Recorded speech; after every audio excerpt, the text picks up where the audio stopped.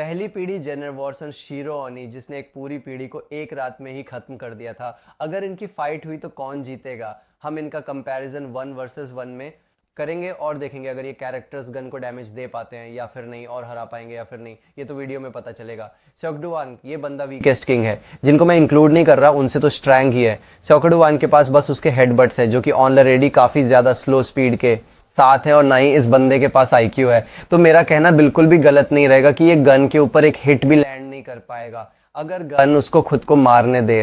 ताइसू मा करंट ताइसू को एक बड़ा अपस्केल मिला है। हाल ही के चैप्टर्स में बंदे के पास स्पीड थ्रेशोल्ड आ गया है जो कि उसके एक बड़ी कमजोरी को ढक देता है। ये हमेशा अपने एक पंच का उपयोग करता है और इस कारण ये बहुत ज्यादा धीमा था। फिर भी अगर उसका एक पंच लैंड हो जाता है तो ये ज्यादातर पात्रों को एक ही बार में हरा सकता है। वन हिट आर्च में जब ताइसू ने डेनियल पे एक हिट लैंड किया था वो भी बिना सीरियस हुए, उसके बोन्स पे क्रैक्स आ गए थे। तो सोचो उसके बाद में बंदे ने मिस्ट्री ट्रेनिंग की है, एलिसन ने किंग लेवल के बंदे को भी वन शॉट कर दिया था। हाँ ये बोलना मुश्किल होगा बट अगर ये गन के ऊपर 1 हिट लैंड कर देता है तो वो उसको काफी हद तक डैमेज कर देगा। बट हराया था। हाल के कुछ अध्यायों में इसने एक टांग होने के बावजूद भी एक नई तकनीक से एक नकली किंग को भी हरा दिया था। गोंगस्युक जी एक किले का असली मतलब दिखाता है, लेकिन अगर इसकी लड़ाई गन के साथ हुई तो वह लड़ाई लंबी खींच सकता है और थोड़ा नुकसान दे सकता है। एक नई तकनीक से एक नकली किंग को भी हरा दिया था। गोंगस्युक जी एक किले का असली मतलब दिखाता है, लेकिन अगर इसकी लड़ाई गन के साथ हुई तो वह लड़ाई लंबी खींच सकता है और थोड़ा नुकसान दे सकता है।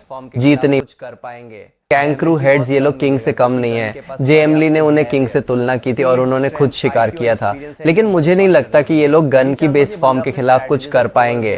डैमेज भी बहुत कम मिलेगा क्योंकि गन के पास पर्याप्त धैर्य, स्पीड, स्ट्रेंथ, आईक्यू और एक्सपीरियंस है इनको वन शॉट करने के लिए। जी चांगवक ये बंदा अपने स्ट्रेटेजीज और ओवरवेलमिंग स्ट्रेंथ के कारण सेओल का किंग था। चार्ल्स ने इसके माइंड को एक्नॉलेज किया था और अपने साथ आने को ऑफर दिया था। जब जी चांगवक ने ओजी डेनियल के अगेंस्ट फाइट की थी तो वो खेल रहा था। अगर फाइट लंबी चले तो अब कर रहा है, लेकिन अभी इसके बारे में कोई ज्यादा जानकारी जाएग्यून या फिर कहो तो इचोन का किंग। रिसेंट के चैप्टर्स में ये बंदा एक किंग लेवल गाय को वन शॉट कर चुका है और जेम्स के अंदर काम कर रहा है, लेकिन अभी इसके बारे में कोई ज्यादा जानकारी।